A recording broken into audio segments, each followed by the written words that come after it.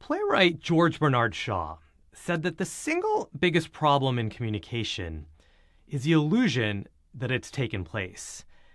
And so let's begin by asking, how do you communicate effectively, especially in the chaos of a crisis? Remember that in the fog of war, as we resuscitate our patient's heart and our patient's brain, we may be hungry, angry, late, tired, or stressed. This and a number of other factors can affect our communication. Therefore, we need to resuscitate another organ to clear that fog. And that organ is our own voice and the voice of our teammates. If there's a period of silence during a cardiac arrest resuscitation, ask your team, what else could we be missing? When our voice is silent, we cannot comprehend. Whether we like it or not, we're actually communicating to our team during silence, because silence by any team member sends a strong message that can be interpreted as agreement or disagreement, support or disinterest, or cooperation or contempt. In cases of prolonged silence during a crisis, we cannot learn. With this in mind, we'd like to draw a comparison to another profession that has similar standards for little or no error. The example we like to draw on is the sterile cockpit rule. This rule prohibits crew members from engaging in non-essential activities when the airplane is below 10,000 feet. The idea here is that distractions during takeoff and landing should be minimized. Crew members can only engage in duties that are required for the safe operation of the flight.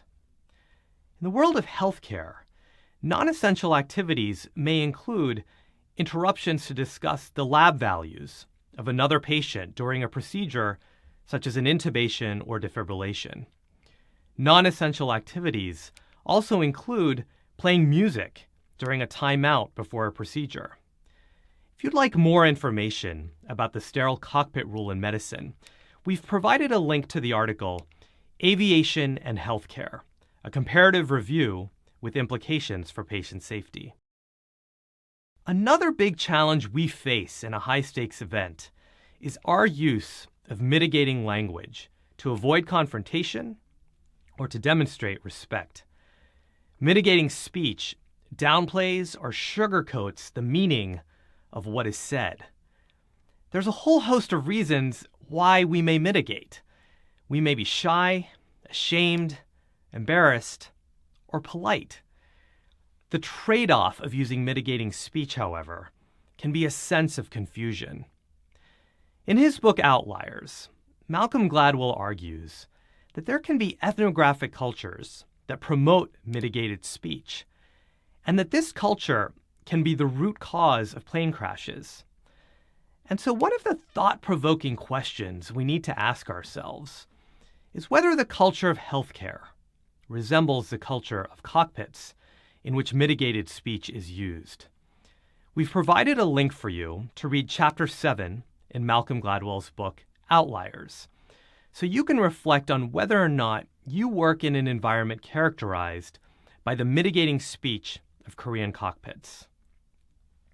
We believe that there's an irony in what makes effective communication during a crisis. When we're in the fog of war, it may be worth imagining that the event manager is blindfolded. In many ways, removing one sense can enhance another. This simulation study, published in the Journal of Critical Care, found that when the physician leader was blindfolded, the team was more likely to ask for help.